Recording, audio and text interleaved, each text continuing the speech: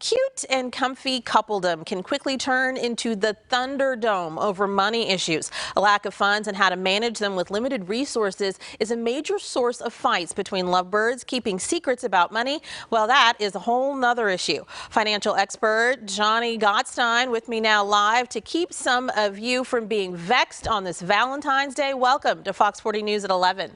Thanks for having me. Creditcards.com found that 32% of the 2,400 American adults they surveyed admitted to cheating on their partners financially. 42% of respondents said that physical and financial cheating were equally as bad. So this is an issue that we're all pretty sensitive about, right? Most definitely, most definitely. 32% of folks in this survey said they'd been financially unfaithful to their partner by spending more than their partners would be okay with. This just seems like a real time bomb, isn't it? Because it erodes trust. Well, it really is. You know, one of the first things you want to do is it's important for couples to be honest and open with their money and finances. Each partner should know what's coming in and out and what's going out and what's being spent. Financial surprises can lead to potential problems down the road, as you know. So make the time to talk about that money, sit down, build a budget, and set goals together. 15% of Americans are carrying secret debt their main squeeze doesn't know about, and 25% of those folks say they've held the facts back because they're embarrassed about how they handle money. How do people get over that and really get honest? Well, I think the big thing is to be transparency is important.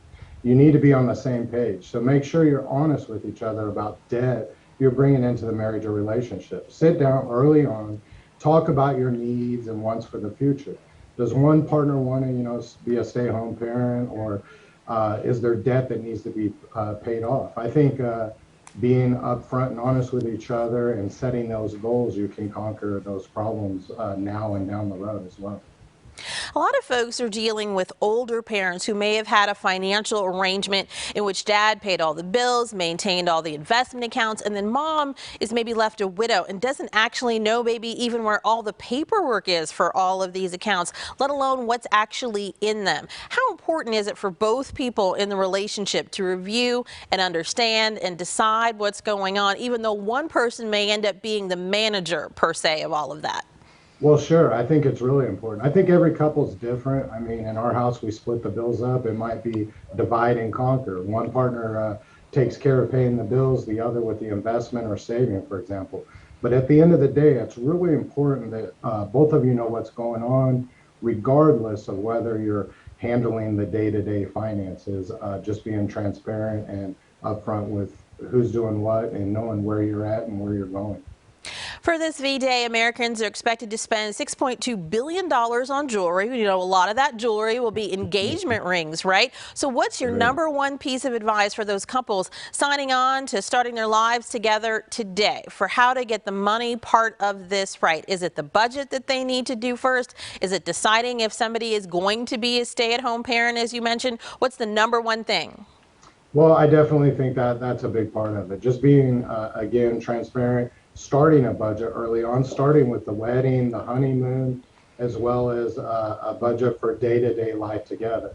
I think the big thing is communication with couples, and you really want to make sure that you know exactly where you're at, what debt you're bringing into the relationship, what your goals are financially, both of your goals. Because if you both have one goal going one way and the other, you're gonna, crash.